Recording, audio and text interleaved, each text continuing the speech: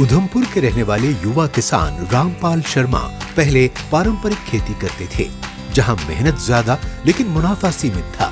फिर उन्होंने एक नया फैसला लिया, स्ट्रॉबेरी की खेती का।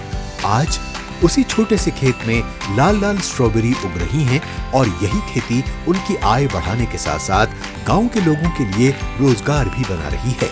यानी एक फैसला पूरे गांव की तस्वीर बदल रहा है। अब वो मल्चिंग जैसी आधुनिक तकनीक का इस्तेमाल कर रहे हैं, जहां प्लास्टिक शीट के बीच उगती स्ट्रॉबेरी कम लागत में बेहतर उत्पादन और बेहतर क्वालिटी की पहचान बन रही है। मैं यही काम कंटिन्यू 5 साल से कर रहा हूँ, जो कि मैंने 2 कनाल एरिया से शुरू करा था और आज हमारा 6 कनाल एरिया हमने कवर करा हुआ है, स्ट्रॉबेरी लगाई हुई है।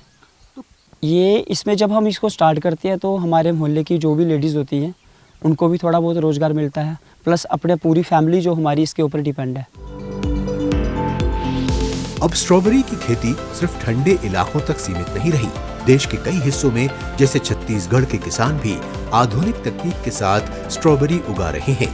यानी जो फसल कभी खास मौसम और जगह तक सीमित थी, अब वो हर जमीन पर नई संभावनाएं खोल रही है। पैकिंग, प्रोसेसिंग और मार्केटिंग से लेकर खेती के हर चरण में रोजगार भी बढ़ रहा है। यानी खेती अब सिर्फ खेत तक सीमित नहीं, बल्कि पूरे इकोसिस्टम को मजबूती दे रही है। ये जानकारी हम लोग को उद्यान विभाग से मिली और इसका पौधा भी उद्यान विभाग वालों ने दिया था, तो हम लोग वहाँ से कुछ उन लोग बताए और इसको लगाने का टेक्निक बताए, फिर हम लोग लगाए वहाँ से। न सिर्फ स्ट्रॉबेरी, अब ड्रैगन फ्रूट भी जो कभी विदेशी फल माना जाता था, आज गुजरात के कच्छ में उग रहा है। यहाँ किसान केमिकल खेती छोड़कर प्राकृतिक खेती की तरफ बढ़ रहे हैं। जंगल मॉडल और मल्टी क्रॉपिंग जैसी तकनीकों से कम जमीन में ज्यादा उत्पादन और बेहतर मुनाफा हासिल किया जा रहा है। ड्रैगन फ्रूट है तो उससे मुनाफा किसान को ज़्यादा रहता है सर।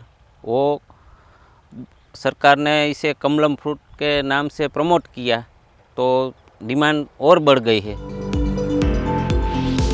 नई तकनीक, नई सोच और नई फसलें, ये है भारत की बदलती खेती की तस्वीर, जहां किसान मुनाफा बढ़ा रहे हैं और खेती सिर्फ गुजारे का साधन नहीं, बल्कि एक मजबूत और आत्मनिर्भर भविष्य की पहचान बन रही है।